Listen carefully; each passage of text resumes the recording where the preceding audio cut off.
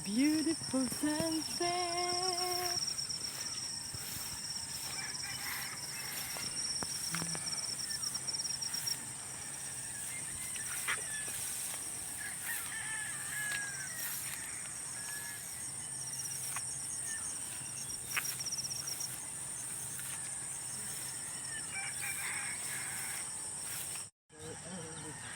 Good morning guys. Ang oras ngayon ay 5 a.m. Dito na naman tayo sa palayan. Ayun ang aking mga ate. Saan isa? Ayun.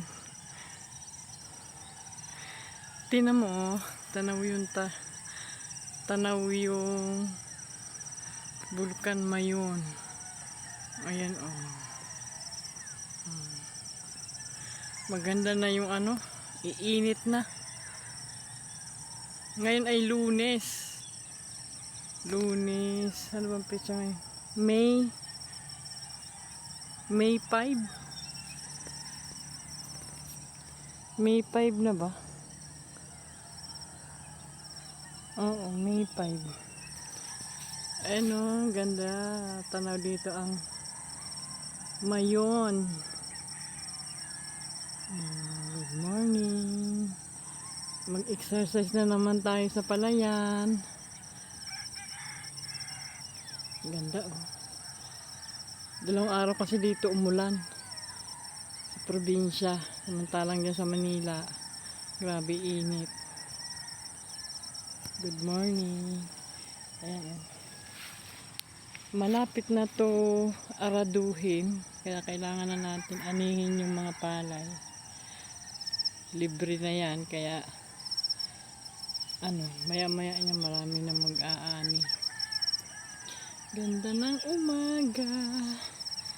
Good morning, Leia. Sisikat na yung araw. Maibibilad na yung palay. Ayan. Malawak yung palayan. Oh. Ganda dun bundok.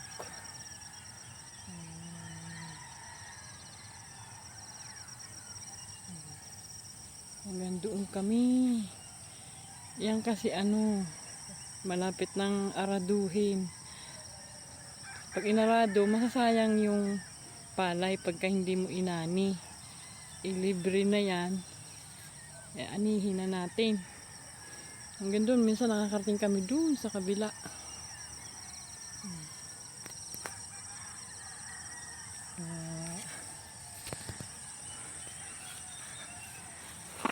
Alas 5 na, alis na kami gawa ng mga alas 8 na uwi na kami dahil mainit na.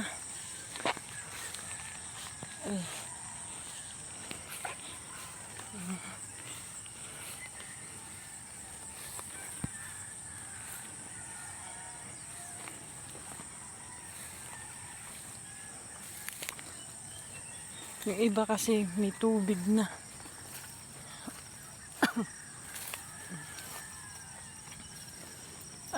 Ang tawag dito daginding.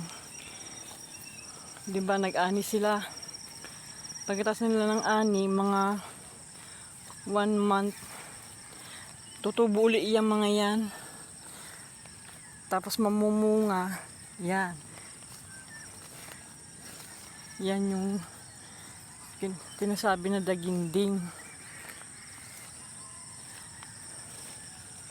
Isayang din naman na yung inaani ng may-ari. Yan ang kinukuha ng mga tao. Ganun. Malapit na uli sila magpatubig. Kasi tataniman na uli. Ang daginding uli niya, November. Sana makasama uli dito. Ito mo yan. Mga hinog na.